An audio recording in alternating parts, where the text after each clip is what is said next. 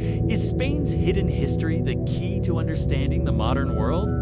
Hey everyone! Welcome back to Bedtime Historian, Sleepy. Tonight we're drifting into Spain's hidden history quiet. Stories and forgotten rulers who shaped the modern world more than anyone realizes. So settle in, relax. And while you're getting cozy, don't forget to subscribe, like, and share this with a friend who loves calm, fascinating history before sleep. Now, let's drift back in time. So if you're settling into bed, go ahead and smooth your blanket, quiet your mind, dim the lights, and let the edges of the day soften and slide away. Because tonight, we're wandering slowly, softly into the hidden layers of Spain's past. Not the version from school, which usually compresses 2,000 years of complexity into 4 bullet points and a blurry map. Not the loud, dramatic, sword-swinging movie version, where everyone is inexplicably clean despite living through medieval hygiene. And certainly not the easy, tourism-friendly version involving flamenco shoes, oranges, and a suspiciously cheerful waiter who assures you the pagella is definitely not microwaved. No, tonight, we're looking at Spain's real hidden history, the deep layers, the layers that shaped Europe, reshaped the world, and left behind a tangle of dynasties, odd monarchs, political disasters, and cultural masterpieces.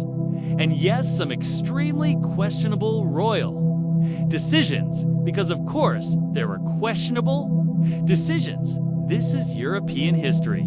Someone always chooses the worst possible option at the worst possible moment while wearing an outfit that required 12 servants and a prayer to put on. But tonight, we're moving slowly, quietly, like drifting across.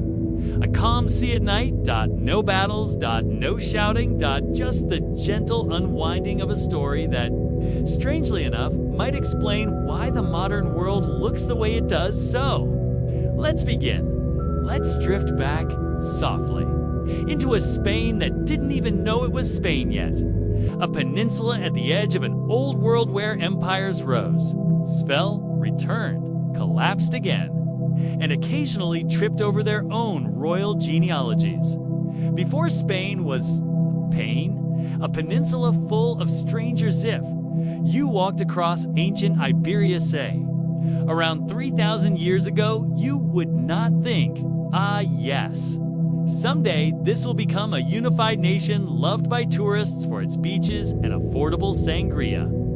You'd think this is a lot of different people who do not agree on anything. There were Iberians on the coasts, Celtic tribes wandering inland, occasionally fighting each other because that's what Celtic tribes do when left, tended. Phoenicians sailing in from across the Mediterranean, establishing trading colonies and likely judging everyone else for having inferior ship technology. And in the middle of all this diversity, humans did what they always do. They traded, argued, intermarried, formed alliances, broke alliances, and occasionally set things on fire. But Spain's hidden history, the part that truly shaped the modern world, begins with the arrival of an empire that loved roads, taxes, bathhouses, and naming everything after itself. The Romans, let's drift there gently. Rome arrives, and Spain becomes useful when Rome set eyes on Iberia. It wasn't love at first sight. It was more like HM minerals, useful ports, a decent climate. Let's take it. And so they did.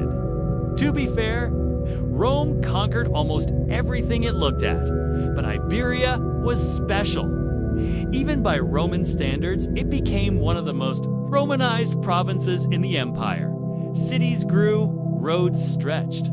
Across mountains and plains, bathhouses steamed in the mornings, and people began speaking Latina language that never died but instead evolved into Spanish, Portuguese, and a few regional dialects that linguists love arguing about. The Romans brought order, engineering, taxes, and the kind of bureaucracy that could cause an existential crisis in even the calmest of historians. But they also brought something else: the foundation of Spain's identity. If you've ever wondered why Spain and Portugal became global sea powers rather than, say, Andorra, well, partly it's geography, but partly it's Rome taught the peninsula to think. It's big dot to build, to organize, dot to adopt new cultures, to mix populations. When Rome collapsed softly, slowly, as empires do it, left behind a peninsula full of people who were suddenly very aware that they were on their own. And that is where things get complicated. Enter the Visigoths, fashionably late. Mildly confused, the Visigoths arrived in Iberia after bouncing around Europe like a tribe that accidentally clicked random spawn location on the map.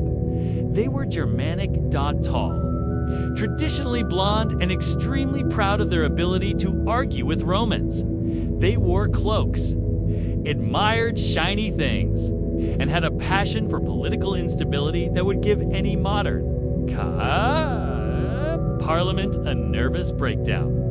When they finally settled in Iberia around the 5th century, they imagined themselves building a great successor kingdom, a land of law, order, culture, instead.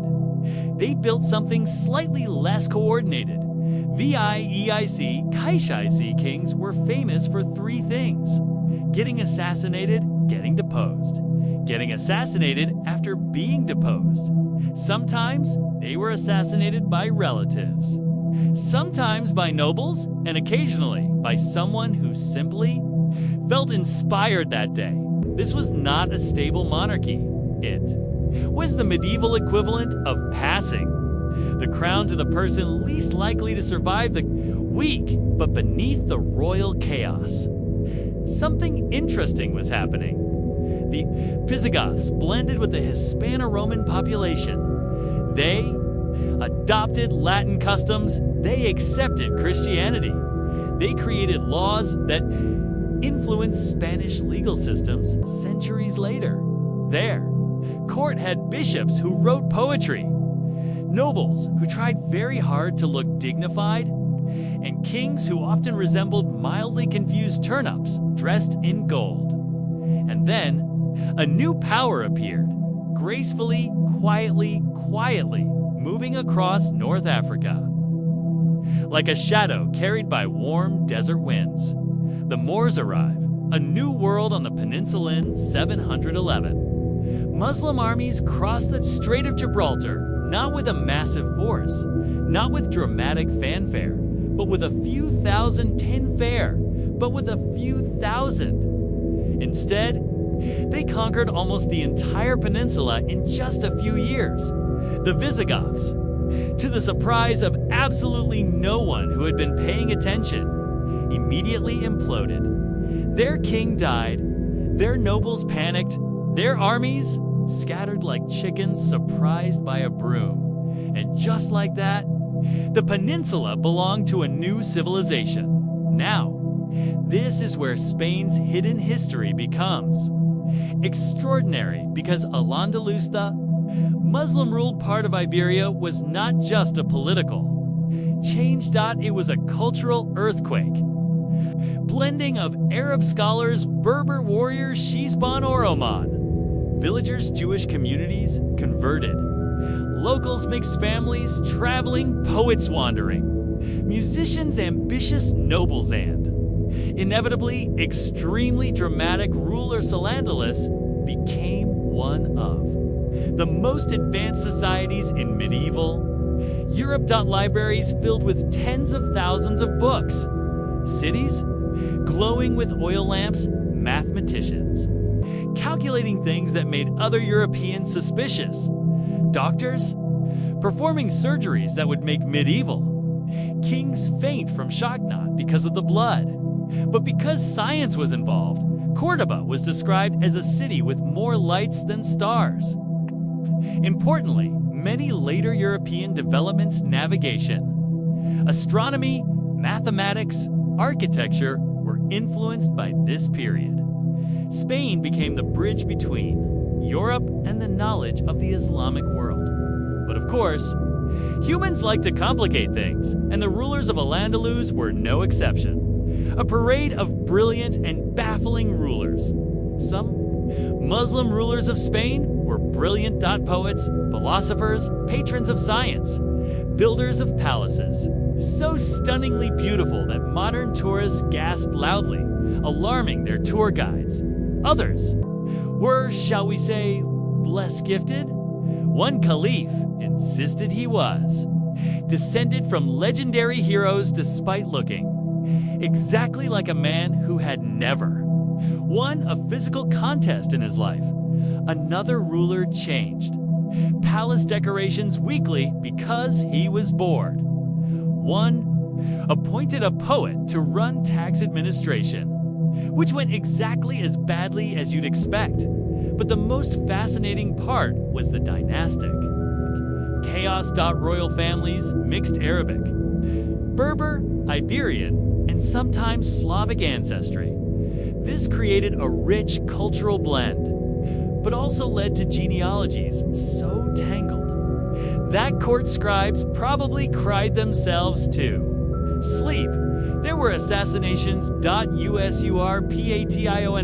Cousin. Marriages, forbidden romances, rebellions that began because someone felt slightly disrespected at dinner. It was chaotic, but it was also brilliant. Al-Andalus created art, science, poetry, and architecture that still shapes Spanish identity today.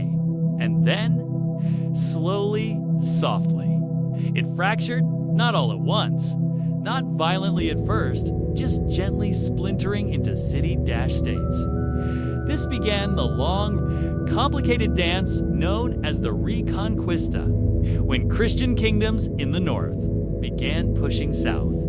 But we're not rushing there yet. We drift, we savor the layers, Christian, like kingdoms in the north. Small, fierce, and mildly over-caffeinated while Al-Andalus flourished. The northern kingdoms Asturias, Leon, Navarre, Aragon were forming quietly in the mountains. They were small, rugged, led by nobles who woke up each morning, believing they were destined for greatness despite having populations roughly the size of a modern supermarket parakeet. Their rulers were fascinating, and that's where we'll rest tonight. Wrapped in the quiet layers of Spain's past, here on Bedtime Historian Sleepy. If this peaceful journey helped you unwind, remember to subscribe, like, comment, and share it with someone who enjoys drifting off to soft, surprising history. Sleep well, and I'll see you in the next gentle story. What did widowed noblewomen really do with their time in lonely castles? Tonight, we're drifting back to a world of drafty corridors, heavy stone walls, and echoing halls where the only sound after sunset might be the wind pushing gently against. Arrow slits, a world where candles burned low, tapestries fluttered faintly, and someone, usually a tired servant, claimed they heard a ghost. Again, so go ahead, settle in, dim the lights until your room feels just a little too quiet. And let's wander softly into the lives of a group often mentioned but rarely explored in detail. Widowed noblewomen living in lonely medieval castles, women who, through misfortune, fate, or the spectacular inability of medieval men to avoid warfare, hunting accidents, or suspiciously undercooked meat, suddenly found themselves alone, in charge, and deeply, profoundly bored. Let's drift in gently, like a cold breeze through an unshuttered window, when a noble woman's husband died. She wasn't just sad, she was also busy, very busy, because medieval law had perfected the art of complication. And nearly every widow suddenly found herself juggling land rights, inheritance disputes, board advisors, and at least 3 male relatives loudly insisting they knew what was best for her. So what did she actually do all day? Let's slip quietly through her morning. A noble widow woke early, mostly because medieval mattresses were soft only in theory and morning. It was a relative concept defined more by roosters than by sunlight.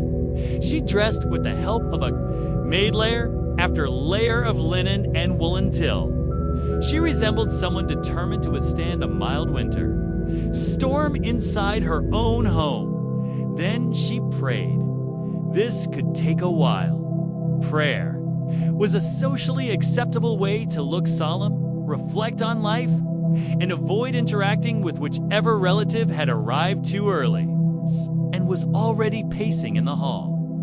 After prayer came the first major task of her day, running a small, complicated feudal estate out of spite, obligation, or sheer competence. Widows often inherited temporary control or a dower of about 1/3 of their husband's lands, sometimes more, sometimes less, sometimes practically nothing. If there were ambitious male heirs lurking, and there always were, but whatever she received became her domain, at least for a while. And so she held meetings. The steward came in with ledgers. The reeve arrived with concerns about livestock. Someone asked about grain stores.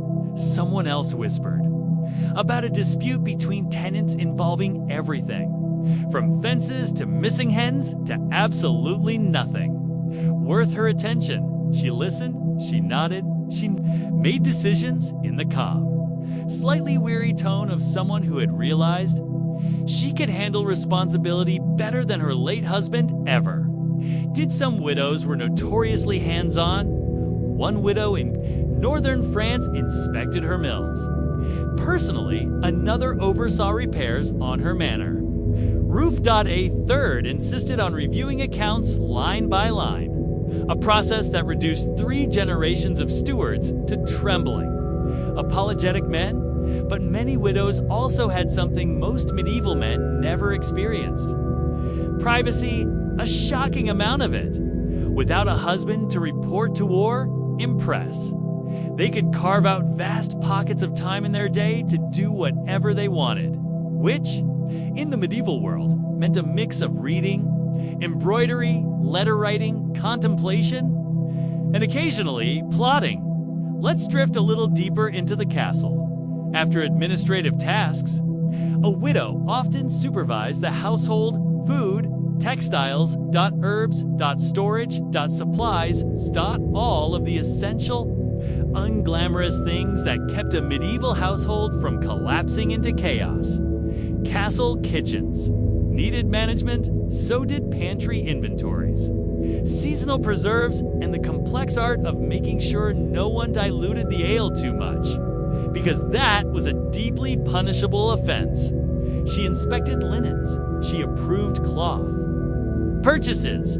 She evaluated the progress of young servant girls learning embroidery, spinning, or the delicate art of serving stew without spilling it on anyone important. This was quiet. Gentle work, but it filled hours by midday. She might be tired enough to rest, but rest was rarely restful in a medieval castle. There were guests too. Hosts, priests, to tolerate politely. Travelers, seeking hospitality, and occasionally an ambitious male relative subtly hinting that she should remarry as soon as possible, preferably to someone he approved of. Widows were valuable in medieval society. They had land, they had money, they had reproductive potential, and, most dangerously of all, they had autonomy. This made some men extremely anxious. So many widows politely declined marriage.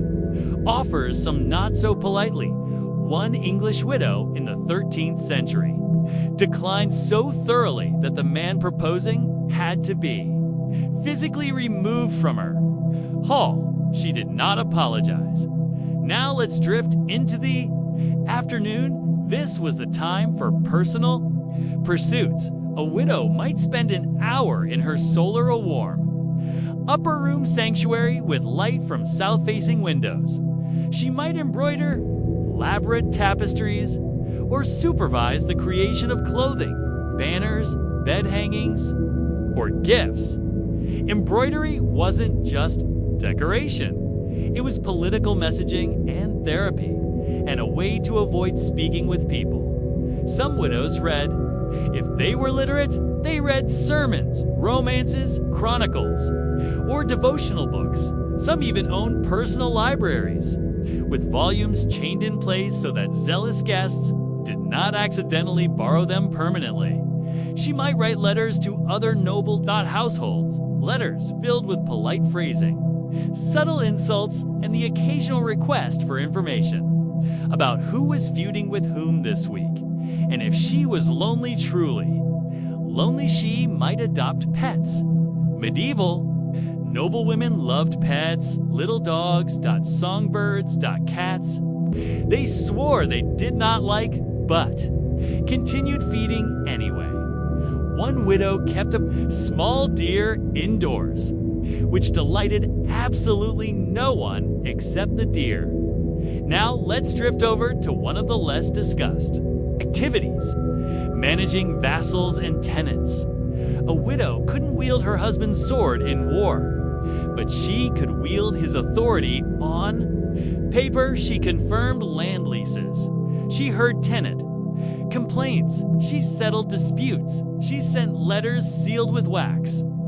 Bearing her own insignia, quiet but powerful act for any woman of the time. Some widows were more authoritative than others. One medieval English widow managed her estates so firmly that neighboring lords actively avoided crossing. Another French widow refused to lower taxes despite 3 separate male relatives urging her to stop, causing tension among the peasants, to which she reportedly responded by raising the tax on sheep. Widows had power. Soft power, domestic power, economic power, but sometimes also political power. Let's float into the political side for a moment. Not all widows lived quietly. Some became regents for young sons. Some became guardians of daughters whose marriages would affect dynastic alliances. Some were influential enough to shape regional politics from behind the scenes, like the medieval version of someone gently but firmly steering a board meeting from the end of the table. One widow in Iberia negotiated with both Christian and Muslim leaders, maintaining a balance that her late husband never managed. Another in Germany acted as the unofficial diplomat between quarreling noble families. People listened to her because she was calm, practical, and most importantly, not likely to start a war over pride by late afternoon. A widow's castle grew. It was quieter. Servants rotated in and out. The hall was swept. The hearth was tended, and she might walk through her. Gardens, carefully cultivated spaces filled with medicinal plants, flowers, and herbs used for cooking or healing. Gardens were refuges, spaces where widows could breathe, spaces where they could remember or forget, depending on the day, here in the gentle sunlight. Widows oversaw Mensage Lavender-me, the ever-important rosemary, beloved by medieval women for memory. Mourning and seasoning roast meat. She might direct gardeners or prune flowers herself, or simply sit, letting the breeze pass through her veil as she enjoyed a rare moment of stillness. Now, what about evenings? Evenings in a lonely castle were peculiar, quiet, echoing, alive, only with the movement of servants and the occasional owl that definitely shouldn't be inside the rafters. Widow might dine alone or with her. Household meals were light soups, bread, cheese, leftover meat, fruit if the season was kind. Afterward came music, servants, playing lute or harp, stories, read aloud, or simple conversation. Sometimes Widows invited traveling poets or minstrels, people who could fill the hall with soft melodies and gentle distractions. But often, she simply returned to her solar, lit a few candles, and worked on whatever embroidery she had abandoned earlier. And sometimes, widows planned everything. They planned marriage alliances for their children. They planned estate improvements. They planned how to avoid being forced into remarriage by overeager king something. That happened more often than one would think. One medieval English king actually fined widows who refused to remarry, charging them for the privilege of staying single. Medieval bureaucracy was many things. Romantic was not one of them. Widows also wrote wills carefully, thoughtfully placing servants, nieces, cousins, tenants, and favorite monasteries into a complex tapestry of inheritance. A will was a uwas, a widow's final message, her last chance to direct her world. Many took it very seriously. Let's drift into the emotional side now. Softly being a medieval widow was lonely. Truly lonely, a castle was large, echoing and full of memories, some pleasant, some not. A widow slept alone in a room built for two. How ordinary people tried to cheat death during the Black Plague tonight, redrifting back to a time when the world smelled faintly of smoke, sheep wool, and whatever passed for disinfectant in the 14th century. So, mostly vinegar. If you're settling into bed, go ahead and dim the lights, fluff the pillows, and let your modern comforts lull you into that very smug state where you know, deep down, that you are probably not going to contract a medieval super plague tonight. Congratulations, because quite a long time ago, long before antibiotics or indoor plumbing or any real understanding of what germs were, ordinary people lived with a constant awareness that death might be lurking right outside their door, or inside their door, or working the fields, or pushing the market cart, or ringing the church bell. It was everywhere, and they knew it. And so, naturally, they tried to cheat it, not in dramatic, heroic ways. This isn't a story of noble sacrifices or medical breakthroughs. No, this is the slow kind of historical chaos, where everyone just sort of flailed around with herbs hope and bad advice from their cousin who definitely wasn't a doctor, but insisted he just knew these things. People tried everything, and none of it made sense. But they tried anyway, because that's what humans do when fear crawls in through the window and refuses to leave. So tonight, with soft voices and sleepy minds, we're going to wander through the world of ordinary people during the Black Plague, drifting gently from one attempted survival technique to the next. No drama, no cliffhangers, just a quiet parade of confused humans, doing their absolute best under circumstances that can only be described as medically tragic. Let's settle in and begin.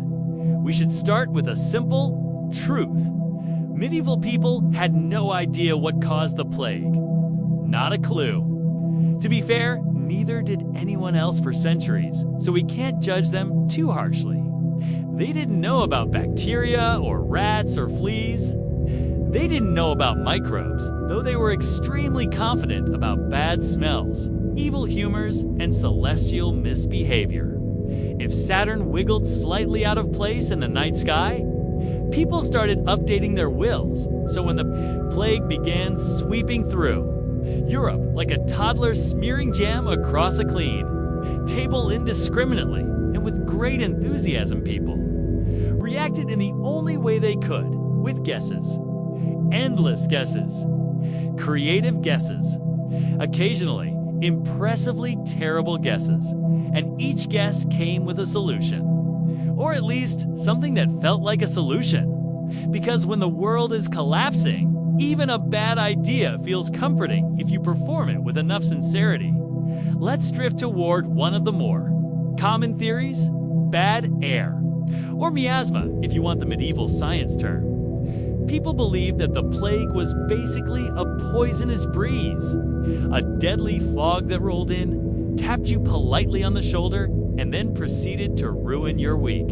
So how did people try to survive poisoned air? Well, they tried to fight smell with smell, a bold strategy that delivered exactly the results you might expect. One popular method was to carry little packets of herbs rose, mary, sage, lavender, and other plants that smelled like hope and denial.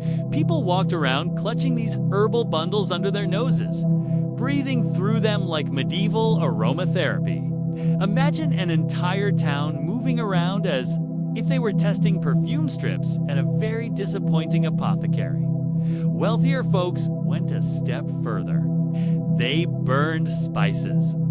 They burned woods. They burned anything that smelled better than the plague, which, unfortunately, was almost everything. There are records of people burning juniper, pine resin, and even dried orange peels because, apparently, stress was not just for scurvy sailors, but also for desperate citizens in street-level survival mode. One noblewoman, whose name history did not bother to record, possibly out of mercy, was described as sitting in a room filled with burning rosemary branches while her servants waved scented cloths in the air like medieval air freshener dispensers. The goal was to keep fresh air circulating. Of course, the air wasn't fresh. It was basically a smokehouse. But she tried, and that's what mattered. If you were wealthy enough, you could also make elaborate pomanders, little metal balls packed with fancy perfumes. Think of them as designer plague defense accessories. Some were gold, some were silver, some were shaped like fruit, because symbolism was very popular and nothing says I refuse to die today. Quite like holding a tiny gilded apple that smells like cloves. Slightly less wealthy people used onions. They cut them open. They placed them around the house. They hung them above the door. The idea was that onions could absorb the poisonous air, apparently in the same way they absorbed tears when you were chopping them. Whether the onions absorbed anything other than dust is debatable, but households everywhere sprouted dangling vegetables like slightly anxious Christmas decorations. Others tried vinegar. Vinegar baths, vinegar wipes, vinegar-soaked clothes, vinegar mouth rinses, vinegar sprayed around the house. If the human body had a surface, there was a medieval person somewhere rubbing vinegar on it out of sheer desperation. At least vinegar actually kills bacteria, which is more than we can say for burning orange peels. But they didn't know that. They just knew it smelled sharp, clean, and faintly judgmental. Let's drift to another beloved theory, the stars. Medieval astrologers were very confident, deeply confident, that the plague had been caused by an unfortunate celestial alignment. Saturn, Jupiter, and Mars had apparently thrown a tantrum and lined up in the night sky in just the wrong way. A cosmic mistake. Space misbehaving. Ordinary people couldn't do anything about planetary misalignment. There were no medieval NASA missions to correct slightly off-kilter Saturn. So instead, they focused on managing their humors. You know, the classic four-body fluid approach: blood, phlegm, black bile, and yellow bile. A system that was always wrong, but very popular. If you were too hot, you needed to cool down. If you were too cold, you needed to warm up. If you were too wet, you dried out. Too dry, drink wine. Or water. Or beer. But probably wine, because that seemed to be the preference.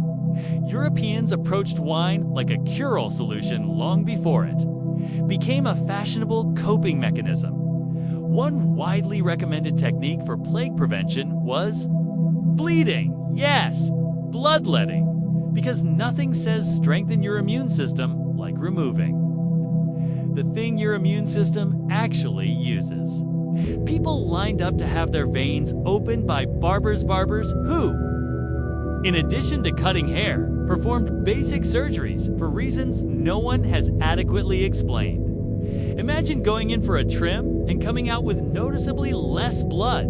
Still, people did it. They trusted it. Because medieval medical logic was beautifully circular. If you were sick, your humors were out of balance.